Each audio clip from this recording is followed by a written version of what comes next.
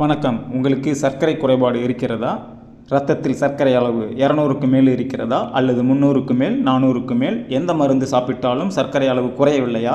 அப்படியானால் இந்த பதிவு உங்களுக்கு தான். சர்க்கரை தடுப்பு மூலிகை குடிநீர். 1 லிட்டர் தண்ணி பாட்டில் எடுங்க, 1 ஸ்பூன் மூலிகை பவுடரை போடுங்க, ஒரு நெல்லிக்காயை துருவி அதுக்குள்ளே போடுங்க, ஒரு எலுமிச்சை பழத்தை பிழிஞ்சி அதுக்குள்ளே தோலோடு போடுங்க, 1 லிட்டர் தண்ணீரை ஊற்றுங்க, நல்லா குலுக்குங்க, அப்படியே குலுக்கி வச்சுடுங்க. இப்போது எப்பெல்லாம் உங்களுக்கு தாகம் எடுக்குதோ அப்பெல்லாம் இந்த மூலிகை தண்ணீரை குடிங்க. ஒரு நாள் முழுக்க குடிங்க.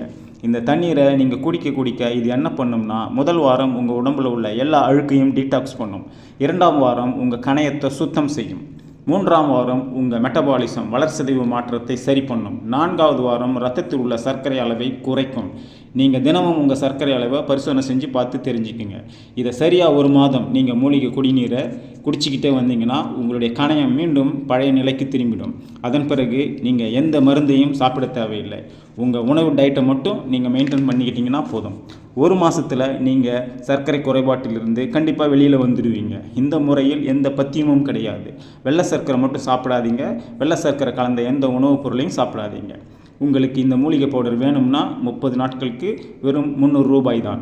கொரியர் சர்வீஸ் சார்ஜ் 90 ரூபாய் தமிழ்நாடு முழுவதும். இங்கே உள்ள நம்பருக்கு இப்போவே வாட்ஸ்அப் பண்ணுங்கள். உங்கள் சர்க்கரை தடுப்பு மூலிகை குடிநீர் பவுடரை உடனே ஆர்டர் பண்ணுங்கள்.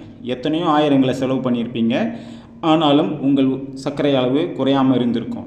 இதை ஒரு முறை முயற்சி செஞ்சு பாருங்கள்.